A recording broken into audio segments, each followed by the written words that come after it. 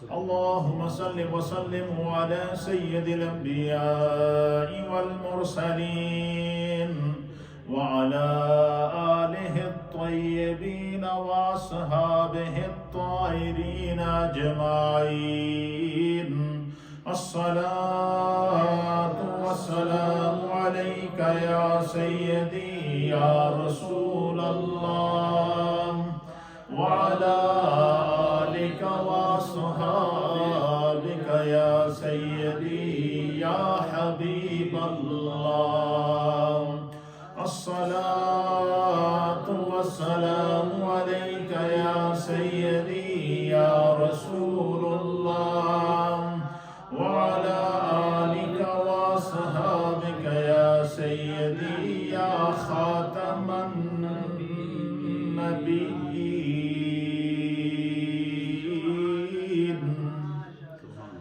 حمد و صلات کے بعد اللہ رب العالمین کا لاکھ لاکھ شکر اور مولا کریم کا بڑا ہی احسان ہے کہ جس رب کریم نے ہم گناہگاروں کو شکل انسانی میں پیدا فرمایا. ربیع الاول شریف کا یہ عظیم و شان مہینہ مشرق سے لے کر مغرب تک اور شمال سے لے کر جنوب تک روئے زمین پر موجود اہل ایمان اور اللہ تعالیٰ کی پوری مخلوق میرے مصطفیٰ کریم کے فضائل، آپ کے شمائل، آپ کے خصائص، آپ کی سیرت، آپ کے اخلاق، آپ کے میلاد اور آپ صلی اللہ تعالیٰ علیہ وآلہ وسلم کی پاکیزہ زندگی کے معجزات کو بیان کر کے اپنے دلوں اور اپنی روحوں کو قرار دے رہے ہیں. پورے کا پورا قرآن اگر دیکھیں تو یہ خصائص مصطفیٰ سے بھرا ہوا ہے، شمائل مصطفیٰ سے بھرا ہوا ہے، اخلاق مصطفیٰ کو قرآن بیان کر رہا ہے، کردار مصطفیٰ کو قرآن بیان کر رہا ہے اور میرے پیارے آقا علیہ الصلوۃ والسلام کی پوری زندگی کو قرآن انسانیت کے لیے اگزامپل بنا رہا ہے. آپ اندازہ لگائیں کہ جس محبوب کی ہر ادا کو قرآن میں رب خود بیان فرمائے تو دنیا میں اس محبوب کے مقام مرتبے کو کون بیان کر سکتا ہے؟ ہاں البتہ ہمارا یہ ایمان ہے کہ ہم پیارے آقا علیہ الصلوۃ والسلام کے امتی ہیں. ہم جو ذکر مصطفیٰ کرتے ہیں، شمائل مصطفیٰ کو بیان کرتے ہیں، کمالات مصطفیٰ اور معجزات مصطفیٰ کریم کو بیان کرتے ہیں، اس لیے کہ ذکر مصطفیٰ کی برکت سے اللہ رب العالمین ہماری زندگیوں میں، ہمارے علم میں، ہماری عمروں میں، ایمان میں برکتیں عطا فرماتے ہیں. اور ہمارے ایمان کا محور بھی ذات مصطفیٰ ہے، ہمارے اخلاق کا محور بھی ذات مصطفیٰ ہے، ہمارے کردار اور گفتار کا محور بھی ذات مصطفیٰ ہے. آج کی گفتگو میں ہم شمائل مصطفیٰ، فضائل مصطفیٰ جو اللہ کے حبیب علیہ الصلوۃ والسلام نے، جو رب کریم انسان کی اس وقت سب سے بڑی معراج ہوتی ہے جب اللہ تعالیٰ کسی انسان کو کوئی مقام دے اور پھر رب چاہے کہ میرا یہ بندہ جس کو میں نے یہ مقام مرتبہ دیا ہے یہ اپنی آنکھ سے اپنے مرتبے کو خود دیکھے. اور یہ سارے کمالات، سارے معجزات اور ساری بلندیاں اللہ تعالیٰ نے اپنے پیارے حبیب کو عطا فرمائی کہ خداوند قدوس نے آپ کے وجود پر اپنی نعمتوں کو مکمل کیا. وَأَنْعَمْتُ عَلَيْكُمْ کہہ کے، اور پھر اسی طریقے سے اللہ تعالیٰ نے محبوب علیہ الصلوۃ والسلام کی ذات پر دین کو مکمل کیا، انعامات کو مکمل کیا، پھر ایک ایک ادا کو الگ الگ کر کے بیان کیا. جیسے مثلا قرآن حکیم فرقان مجید میں اللہ تعالیٰ خلق مصطفیٰ کریم کا جب اعلان فرماتا ہے تو وہ اس انداز سے اعلان فرماتا ہے کہ یوں تو نبی علیہ الصلوۃ والسلام کے ہاتھوں کا بھی ذکر قرآن کے اندر، آپ کے چہرہ والضحیٰ کا ذکر بھی قرآن کے اندر، آپ کے زلف عنبری کا ذکر بھی قرآن کے اندر، آپ کے علم نشرح کے سینے کا ذکر بھی قرآن کے اندر، آپ کے دونوں ہاتھ ید اللہ فوق ایدیہم کہہ کر کے محبوب علیہ الصلوۃ والسلام کے ہاتھوں کا ذکر بھی قرآن کے اندر، اور لا اقسم بہذا البلد وانت حل بہذا البلد کہہ کر کے محبوب کا مکے کی گلیوں میں اندر چلنے پھرنے کا ذکر بھی اللہ تعالیٰ قرآن کے اندر بیان فرماتا ہے. اور پھر الگ الگ اللہ تعالیٰ محبوب علیہ الصلوۃ والسلام کی صفات کو بیان فرماتا ہے، تو یوں سر کے بالوں سے لے کر پاؤں کے ناخن تک اللہ تعالیٰ نے اپنے حبیب کو کمالات، عظمتیں اور رفعتیں عطا فرمائیں، لیکن رب کریم نے اپنے محبوب کے جس صفت کو، جس فضیلت کو، جس عظمت کو خصوصیت کے ساتھ بیان فرمایا وَإِنَّكَ لَعَلَىٰ خُلُقٍ عَظِيمٍ، میرے محبوب خلق عظیم پر فائز تھے۔ پھر نبی علیہ الصلوۃ والسلام کو اللہ تعالیٰ نے ان کا مقام خود دکھایا، اور بعض مقامات کے اوپر حضور علیہ الصلوۃ والسلام نے اس کو خود بھی بیان کیا۔ تو سب سے بڑی معراج انسان کی کیا ہوتی ہے کہ اللہ اگر کسی کو عروج دے، اللہ کسی کو بلندی دے، اللہ کسی کو کمال دے، اور رب چاہے کہ میرا بندہ یہ اپنے کمال کو خود ایک نظر دیکھ تو لے کہ اس کے رب نے اس کو کیا عطا کیا ہے۔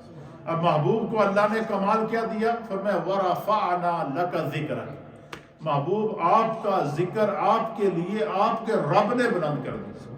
اب آپ اندازہ لگائیں کہ جس کے ذکر کو رب بلند کر رہا ہے، اس کی عظمتوں کا کون اندازہ لگا سکتا ہے؟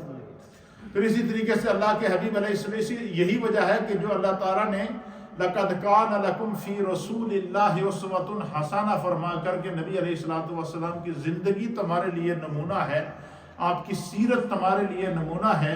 تو اب حضور علیہ الصلوۃ والسلام کی جس طرح قرآن کا ایک ایک حرف محفوظ ہے، نہ اس میں کوئی کمی کر سکتا ہے، نہ اس میں کوئی پیشی کر سکتا ہے، اسی طریقے سے نبی علیہ الصلوۃ والسلام کی سیرت اور آپ کی احادیث اور آپ کے افکار کا ایک ایک لفظ بھی محفوظ ہے، کیونکہ آپ صاحب قرآن ہیں۔ تو اگر قرآن ایک ایک لفظ محفوظ ہے تو پھر صاحب قرآن کیسے محفوظ نہ ہوگا؟ اس لیے کہ قرآن تو اللہ تعالیٰ نے سینہ مصطفیٰ کے اوپر نازل کیا، اس لیے اللہ کے حبیب علیہ الصلوۃ والسلام اپنے فضائل بسا اوقات خود بیان کیا کرتے تھے۔ مثلا میرے سامنے حدیث پاک ہے، اس کو امام احمد بن حنبل رحمۃ اللہ علیہ نے مسند امام احمد کی جلد نمبر 4 صفحہ 127 اور 128 کے اوپر نقل کیا ہے، اور اس کا رقم الحدیث ہے، یعنی حدیث نمبر ہے 16700۔ مسند امام احمد کی حدیث نمبر ہے 16700، اور اس حدیث کے راوی ہیں وعن ارباز بن ساریہ رضی اللہ تعالی عنہ، حضرت ارباز بن ساریہ رضی اللہ تعالی عنہ اس حدیث کے راوی ہیں۔ آپ بیان کرتے ہیں کہ قال رسول اللہ صلی اللہ تعالی علیہ وآلہ وسلم، ایک دن پیارے مصطفیٰ کریم صلی اللہ تعالی علیہ وآلہ وسلم نے اپنا تعارف خود پیش کیا۔ حضور نے اپنا تعارف کیا کیا؟ خود پیش کیا، اور فرمایا کہ انی عبداللہ، حضور علیہ السلام نے فرمایا کہ بے شک میں اللہ کا بندہ ہوں۔ کیا ہوں؟ اور آپ نے دیکھا ہوگا کہ جب بھی نبی علیہ الصلوۃ والسلام کو اللہ نے معراج عطا فرمائی تو حضور علیہ الصلوۃ والسلام کی سیرت میں، آپ کے معجزات میں سب سے عظیم معجزہ معراج ہے۔ کیوں؟ کہ اس میں اللہ تعالیٰ نے 7 زمینوں کی سیر کرائی، 7 آسمانوں کی سیر کرائی، جنتوں کی سیر کرائی، اور پھر اللہ تعالیٰ نے اپنا دیدار اور اپنا قرب عطا فرمایا۔ اس سے بڑا اعزاز تو کوئی نہیں ہو سکتا نا، اتنا بڑا اعزاز، یہ سب سے بڑی معراج ہے۔ لیکن اس معراج کا بھی جب اللہ تعالیٰ نے اعلان کیا نا، فرمایا سبحان الذی اسری بعبدہ، کہ پاک ہے وہ ذات جس نے سیر کرائی اپنے عبد خاص کو۔ یہاں پر بھی نبی علیہ الصلوۃ والسلام کا ذکر بطور عبد کرایا، اور اس حدیث میں بھی حضور علیہ الصلوۃ والسلام اپنا ذکر اور اپنا تعارف کیا فرماتے ہیں انی عبداللہ، میں بے شک میں اللہ کا بندہ ہوں۔ بار بار اس تعارف سے کیوں پیش کیا؟ اس کی وجہ یہ ہے کہ جتنے سابقہ انبیاء گزرے ہیں نا، مثلا حضرت عیسیٰ علیہ نبینا علیہ الصلوۃ والسلام ہیں، حضرت موسیٰ علیہ السلام ہیں، حضرت ابراہیم علیہ السلام ہیں، حضرت اسماعیل علیہ السلام ہیں، اور دیگر کم و بیش 1.25 لاکھ انبیاء اور مرسلین، جب انہوں نے دنیا میں لوگوں کو اگر اللہ کی طرف سے عطا کردہ معجزات دکھائے نا، تو کچھ لوگوں نے یہ کہنا شروع کر دیا یہ تو کسی انسان کا کمال تو ہو نہیں سکتا، یا یہ خدا ہے نعوذ باللہ، یا خدا کے بیٹے ہیں۔ جیسے کہ بعض عیسائی حضرات کا یہ عقیدہ بھی ہے کہ نعوذ باللہ حضرت عیسیٰ علیہ السلام اللہ کے بیٹے ہیں۔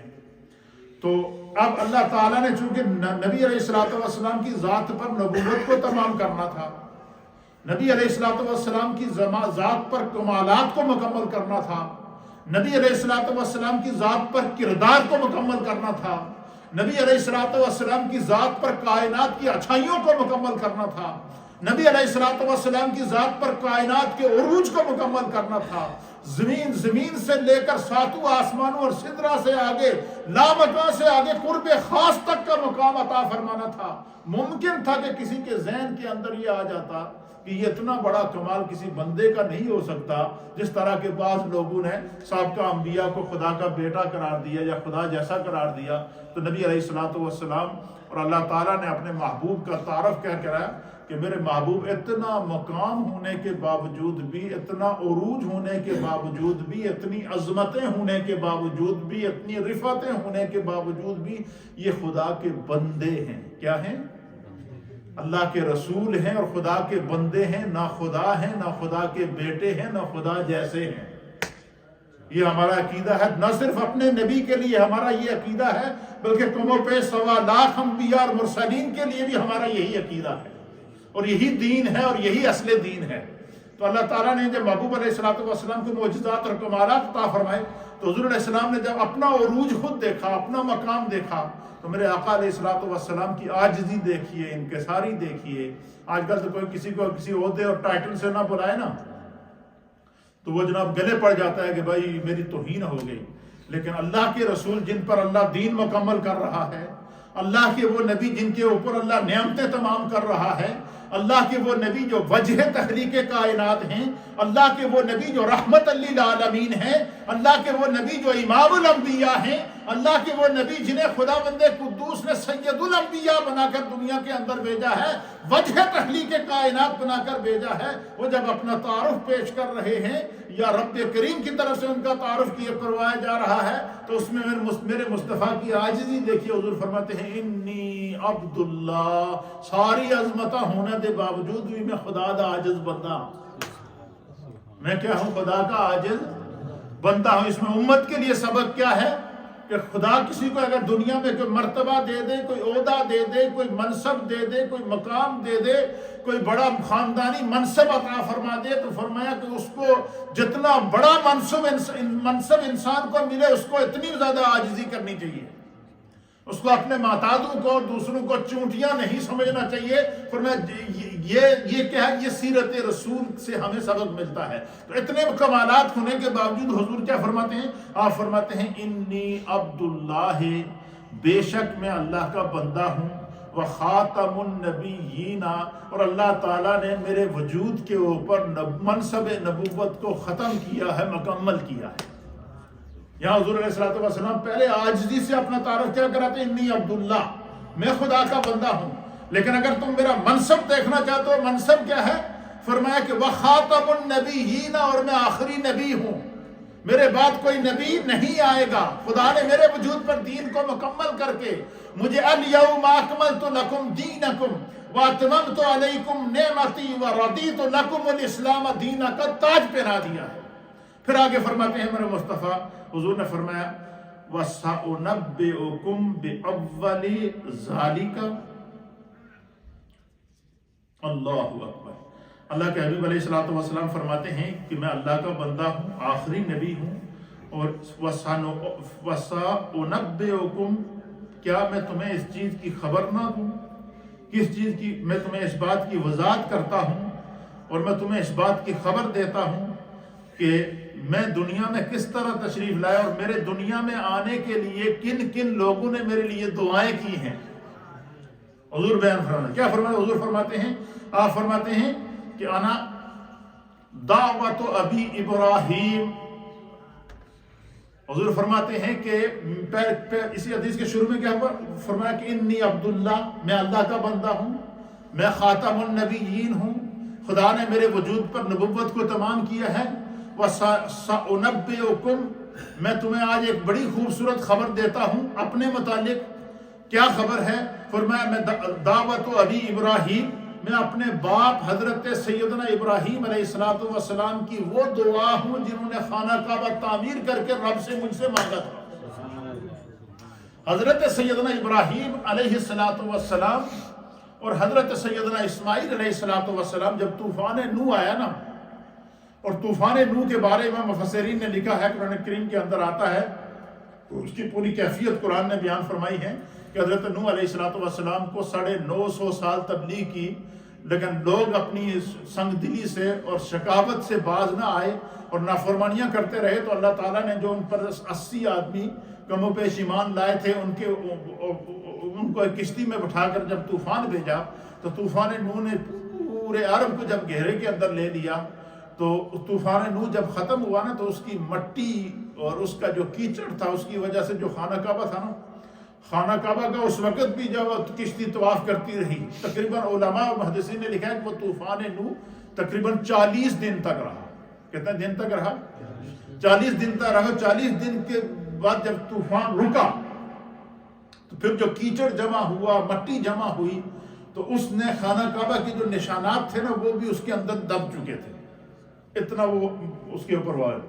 تو وہ پھر اس کے بعد طوفان نوح کے بعد اللہ تعالیٰ نے حضرت سیدنا ابراہیم علیہ نبینا علیہ الصلوۃ والسلام کا جب دور آیا، تو اللہ تعالیٰ نے حضرت ابراہیم علیہ الصلوۃ والسلام کی طرف وحی کی کہ خانہ کعبہ کی ان بنیادوں کو دوبارہ کھود کے پھر وہ زندہ کرو اور پھر دوبارہ اس کی تعمیر کرو۔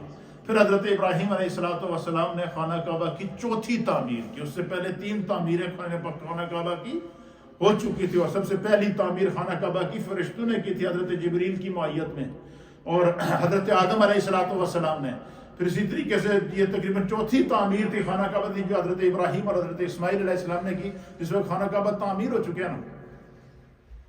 تو حضرت جبریل علیہ الصلوۃ والسلام آپ حضرت ابراہیم علیہ السلام کے پاس حجر اسود لے کر آئے، اور آپ نے اپنے ہاتھوں سے جب وہ حجر اسود خانہ کعبہ کے اندر کیا دیوار کے اندر فٹ کیا، تو رات کا وقت تھا۔ تو آپ فرماتے جب رات کا وقت تھا تو اس حجر اسود سے نور نکلا، اور وہ نور خانہ کعبہ کے چاروں طرف حد نگاہ تک پھیل گیا۔ حد نگاہ تک وہ نور کیا ہو گیا؟ پھیل گیا۔ تو حضرت ابراہیم علیہ السلام نے اس وقت دعا کی تھی کہ اللہ یہ خانہ کعبہ سے نکلنے والا نور، یہ جہاں جہاں تک اس کی کرنیں جا رہی ہیں، اللہ اس سارے ایریا کو حرم بنا دے۔ اللہ تعالیٰ نے حضرت ابراہیم علیہ السلام کی اس دعا کو قبول کر کے وہ پورے کا پورا ایریا کیا ہے؟ حرم ہے۔ اور جو حدود حرم ہے ان کے اوپر بھی باقاعدہ اس وہاں کی حکومت نے ابھی بھی وہاں پر نشانات لگا کے اس کی نشاندہی کی ہوئی ہے کہ یہاں سے حدود حرم کیا ہوتی ہے؟ شروع ہوتی ہے، اور یہ وہاں تک یہ نور گیا تھا خانہ کعبہ کا۔ پھر جب تعمیر ہو گئی خانہ کعبہ کی، تو اس وقت حضرت سیدنا ابراہیم علیہ الصلوۃ والسلام نے اللہ کی بارگاہ میں دعا کی، اللہ تیرا لاکھ لاکھ شکر ہے کہ تو نے مجھ سے اتنا بڑا کام لیا کہ اپنے گھر کی تعمیر میرے ہاتھوں سے کرائی ہے۔ تو میں تیری بارگاہ میں دعا کرتا ہوں کہ اللہ میری اولاد میں سے ایک ایسا اپنا نبی پیدا فرما، میری اولاد میں سے ایک ایسا صالح پیدا فرما، میری اولاد میں سے ایک ایسا نبی پیدا فرما کہ جو اس خانہ کعبہ کا قیامت تک نہ صرف حفاظت کر سکے، اس کعبے کا وارث بن کے آئے دنیا میں۔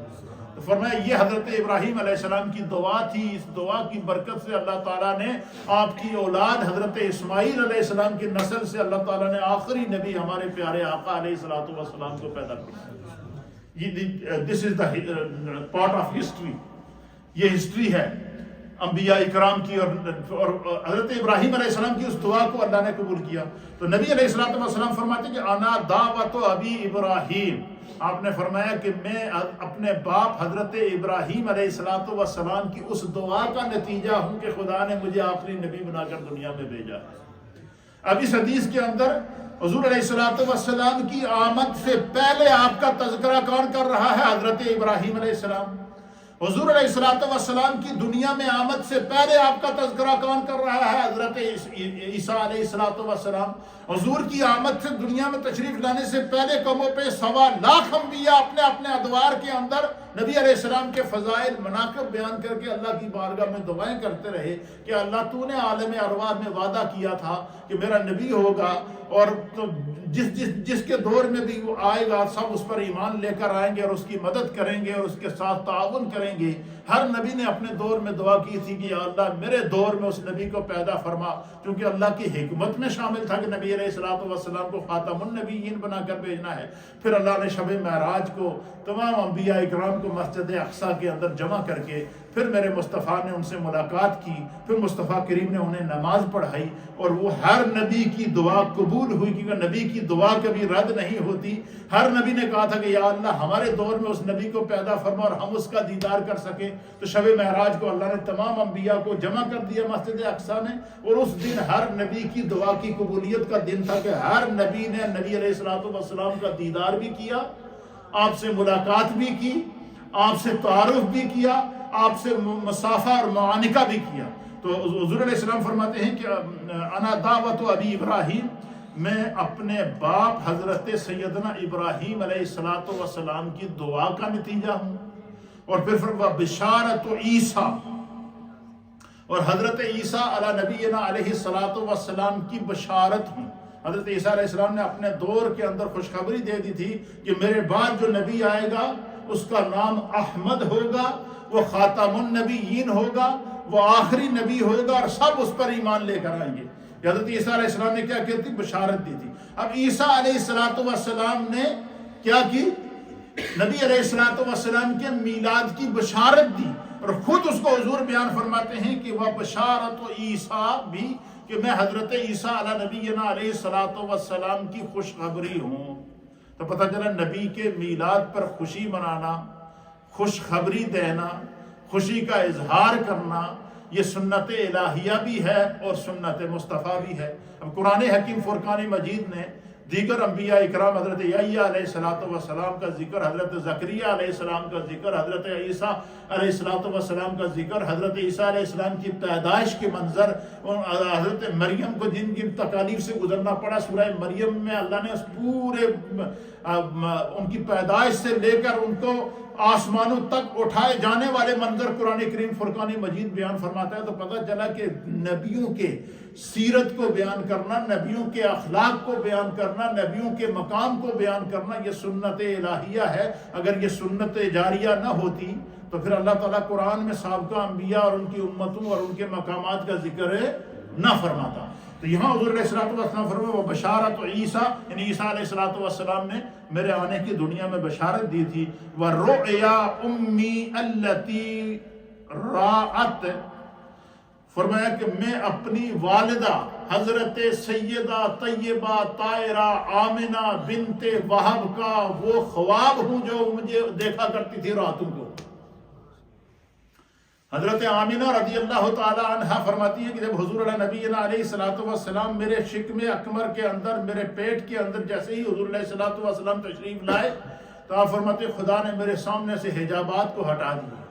تو جب رات کو سوتی تو میں اپنے سامنے میں دیکھا کہ حضرت آدم علیہ السلام تشریف لا رہے ہیں اور مجھے کہہ رہے ہیں کہ آمنہ تجھے مبارک ہو، تیرے پیٹ میں اللہ کا آخری نبی آ گیا۔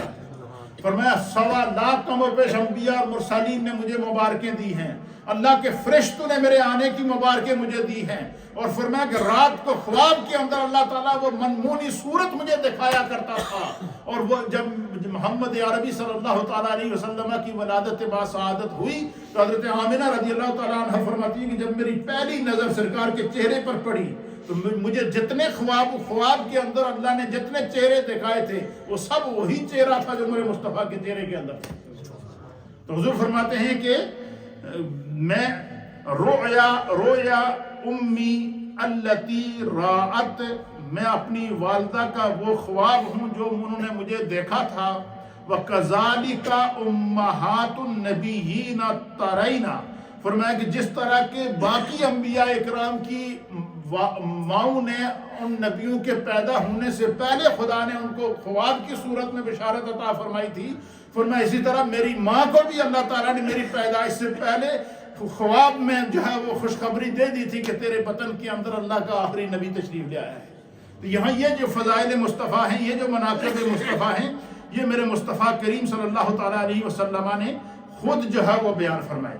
پھر اسی طریقے سے صحابہ اکرام رضوان اللہ تعالیٰ علیہم اجمعین نے، جہاں آج کل لوگ کہتے ہیں کہ صحابہ اکرام کے دور میں جی اس طرح میلاد منایا جاتا تھا، یا صحابہ اکرام کے دور کے اندر اس طرح، آپ دیکھیں صحابہ اکرام نے کیا کیا کام کیا، یہ دیکھیں صحابہ اکرام نے اپنے دور میں ٹوٹل دور نبوت جو ہے نبی علیہ السلام کا اعلان نبوت کے بعد سے آپ کے وصال تک 23 سال کا عرصہ ہے۔ 23 سال کے عرصے میں انہوں نے تمام غزوات میں شرکت کی، تمام فتوحات کے اندر شرکت کی، اور ساتھ ساتھ جو پورا قرآن نبی علیہ الصلوۃ والسلام پر اترا، نہ صرف اس قرآن کو محفوظ کیا، اسے یاد کیا، اسے لکھا، بلکہ حضور علیہ الصلوۃ والسلام کے منہ سے نکلنے والی ایک ایک بات کو محفوظ کر کے، جس طرح سیرت رسول کو اللہ نے محفوظ کیا ہے، جس طرح کلام ربانی محفوظ ہے، آج اسی طرح ہمارے سامنے صورت رسول، سیرت رسول، کردار رسول، اخلاق رسول صلی اللہ تعالی علیہ وآلہ وسلم نے جو آج بھی محفوظ ہیں۔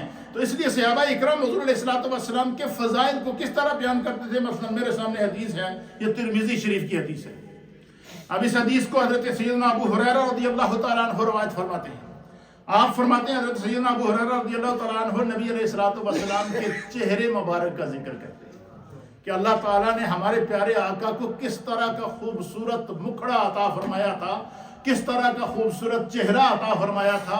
سب سے پہلے تو قرآن کریم فرقان مجید کے اندر اللہ تعالیٰ نے سورت مصطفیٰ کو بیان فرمایا، جیسے والضحیٰ، ضحیٰ کہتے ہیں سورج کی چمک کو۔ یہ جو ہم چاشت کی نماز پڑھتے ہیں نا، سورج نکلنے کے بعد کی جو نماز ہوتی ہے، اس کو عربی کے اندر کہتے ہیں صلاۃ الضحیٰ، دن کی نماز، دن نکلنے کی نماز، چاشت کی نماز جسے ہم کہتے ہیں، دن نکلنے والی نماز۔ آفٹر سن رائزنگ جو نماز پڑھی جاتی ہے، اس کو جو ہے وہ صلاۃ الضحیٰ کہتے ہیں۔ تو جب صلاۃ الضحیٰ کو ضحیٰ کیوں کہتے ہیں؟ کہ جس وقت سورج مشرق سے نکل کر اوپر آتا ہے تو رات چلی جاتی ہے تو دن آتا ہے، پھر جیسے جیسے سورج نکلتا ہے روشنی پھیلتی جاتی ہے، پہلے ایک کرن نکلتی ہے تو آسمان کی کناریوں پہ روشنی آتی ہے، پھر تھوڑا سا اور سورج اوپر آتا ہے تو پھر تھوڑی روشنی اور پھیل جاتی ہے، پھر کرتے کرتے کرتے کرتے تقریباً 1 گھنٹے کے اندر سورج کے نکلنے کے 1 گھنٹے بعد دیکھتے دیکھتے دیکھتے دیکھتے پہلے سورج تھوڑا سا نظر آتا ہے، پھر کچھ کرنیں نظر آتی ہیں، پھر تھوڑا سا اور بلند ہوتا ہے، پھر اور بلند ہوتا ہے، پھر اور بلند ہوتا ہے، پھر اور بلند ہوتا ہے، پھر پورا سورج نکل آتا ہے۔ جب پورا سورج نکلتا ہے تو پھر روشنی پوری زمین کے اوپر پھیل جاتی ہے، پھر جو ہر جگہ پہ روشنی پڑتی ہے، برابر روشنی پڑتی ہے۔ کوئی یہ نہیں کہہ سکتا کہ یہاں کم روشنی ہے وہاں کم ہے، وہ ہمارا اپنا شیڈو تو ہو سکتا ہے، لیکن سورج کی روشنی کے اندر کوئی کمی پیشی نہیں ہے، سورج سب کو یکساں اپنا نور دے رہا ہے۔ اسی طریقے سے اللہ فرماتا ہے والضحیٰ، والضحیٰ سے مراد کیا ہے؟ چہرہ مصطفیٰ، کہ حضور علیہ الصلوۃ والسلام کے چہرے کو اللہ تعالیٰ نے ایسا روشن کیا تھا، ایسا منور کیا تھا، ایسی حسین صورت میرے مصطفیٰ کریم کو عطا فرمائی تھی کہ اس کی تو نہ کوئی مثال بیان کر سکتا ہے، نہ کوئی اس کی مثال دے سکتا ہے۔ یہ خدا جانتا ہے جس نے اپنے محبوب کو کس طرح بنایا۔ لم ترکت عینی، محبوب آپ کو اس طرح اللہ نے پیدا کیا کہ آج تک کسی آنکھ نے جو ہے وہ جنا ہی نہیں اس طرح کا کوئی شخص، اور پھر آپ کو اللہ تعالیٰ نے اس طرح پیدا کیا کہ گویا کہ آپ کی مرضی کے مطابق اللہ تعالیٰ نے جو ہے وہ آپ کو پیدا فرمایا۔ صحابہ اکرام اس منظر کو بیان فرماتے ہیں۔ تو نبی علیہ الصلوۃ والسلام نے اس خوبصورت منظر کو بیان کرتے ہوئے حضرت فرماتے ہیں، حضرت سیدنا ابو ہریرہ بیان فرماتے ہیں کہ نبی علیہ الصلوۃ والسلام کا جو چہرہ تھا نا، یہ اتنا پیارا تھا۔ آپ فرماتے ہیں ما رأیت شیئا احسن من رسول اللہ صلی اللہ تعالی علیہ وآلہ وسلم کأن الشمس تجری فی وجہہ۔ سب کہیں سبحان اللہ۔ اب میں اس حدیث کا ترجمہ کرتا ہوں، آپ کا ایمان تازہ ہو جائے۔ حضرت سیدنا ابو ہریرہ رضی اللہ تعالیٰ عنہ کرتے ہیں کہ میں نے ما رأیت شیئا احسن من رسول اللہ، آپ فرماتے ہیں کہ میری آنکھوں نے سورج کو بھی دیکھا ہے، چاند کو بھی دیکھا ہے، چاند کی چمک کو بھی دیکھا ہے، سورج کی روشنی کو بھی دیکھا ہے، نور کو بھی دیکھا ہے، ہر چیز کو میں نے دیکھا ہے، لیکن فرماتے ہیں کہ ما رأیت شیئا احسن من رسول اللہ، میں رب کعبہ کی قسم کھا کر کے کہتا ہوں پوری کائنات میں نے مصطفیٰ سے حسین کسی کو نہیں دیکھا، میں نے اپنے نبی سے خوبصورت کسی کو نہیں دیکھا، میں نے نبی کے چہرے سے پیارا چہرہ کسی کا نہیں دیکھا۔ فرماتا پھر اس کی مثال دیتے ہیں، کہتے کأن الشمس تجری فی وجہہ، فرماتے ہیں کہ رب کعبہ دی قسم جدوں میں رسول اللہ دے چہرے نو دیکھتا سنا تو یوں لگتا تھا کہ جیسے نبی علیہ الصلوۃ والسلام کے چہرہ انور کے اندر سورج گردش کر رہا ہے، یعنی جس طرح سورج آسمان میں گھومتا ہے نا، جس طرف سورج جاتا ہے روشنی کی کرنیں اس طرف ایسے گھومتی ہیں اور گھومتی رہتی ہیں اور پورا عالم روشن رہتا ہے۔ حضرت سیدنا ابو ہریرہ رضی اللہ تعالیٰ عنہ کہتے ہیں کہ میں نے نبی علیہ السلام سے حسین کوئی نہیں دیکھا کأن الشمس تجری فی وجہہ، گویا کہ ان کے چہرے کے اندر سورج گردش کر رہا ہے۔ جس طرح سورج کی روشنی نکلتی ہے تو پورا عالم روشن ہو جاتا ہے، فرمایا جہاں رسول اللہ بیٹھتے تھے تو وہ پورا ماحول منور ہو جاتا ہے۔ یہ چہرہ مصطفیٰ کی مثال کون دیکھ رہے ہیں؟ حضرت سیدنا ابو ہریرہ۔ تو کہتے ہیں نبی لوگ کہتے ہیں صحابہ نے نبی کا میلاد نہیں بنایا، اس طرح کے فضائل کو بیان کر کے تو دیکھیں۔ صحابہ کی مثال کے حضرت ابو ہریرہ نبی کے چہرے کی مثال چہرے کو دیکھ کر دے رہے ہیں۔ پھر اسی طریقے سے حضرت سیدنا ابو ہریرہ حضرت ابو بکر صدیق رضی اللہ تعالیٰ عنہ سے کسی نے پوچھا کہ آپ تو جو ہے رسول اللہ صلی اللہ علیہ وسلم پر سب سے پہلے آپ کو ایمان لانے کی سعادت حاصل ہوئی، آپ وہ خوش قسمت ہیں کہ جنہیں رسول اللہ صلی اللہ علیہ وسلم کے ساتھ ہجرت کی بھی اللہ تعالیٰ نے سعادت عطا فرمائی ہے، آپ وہ خوش قسمت ہیں کہ جو خلوت میں بھی رسول اللہ کے ساتھ رہے، جلوت میں بھی رسول اللہ کے ساتھ رہے، غار ثور میں بھی رسول اللہ کے ساتھ رہے، اور پوری زندگی کے ہر موڑ کے اوپر آپ رسول اللہ کی معیت کے اندر رہے۔ آپ بتائیں آپ کی زندگی کی سب سے بڑی خواہش کیا ہے؟ حضرت ابو بکر صدیق سے پوچھا کہ آپ کی زندگی کی سب سے بڑی خواہش کیا ہے؟ تو آپ فرماتے ہیں میری ایک ہی خواہش ہے کہ نظر الی وجہ رسول اللہ، میری آنکھیں ہوں اور رسول اللہ کا چہرہ ہو۔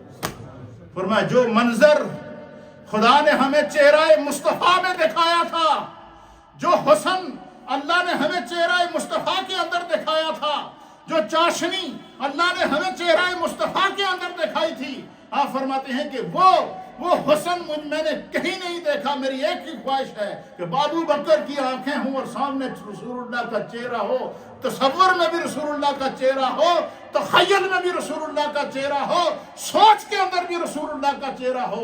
ہمیں اللہ تعالیٰ نے وہ نبی عطا فرمایا کہ جن کے چہرے کو رب والضحیٰ فرما کر ان کے چہرے کو بیان فرما رہا ہے۔ تو یہ نبی علیہ السلام کی صورت کو بیان فرماتے ہیں۔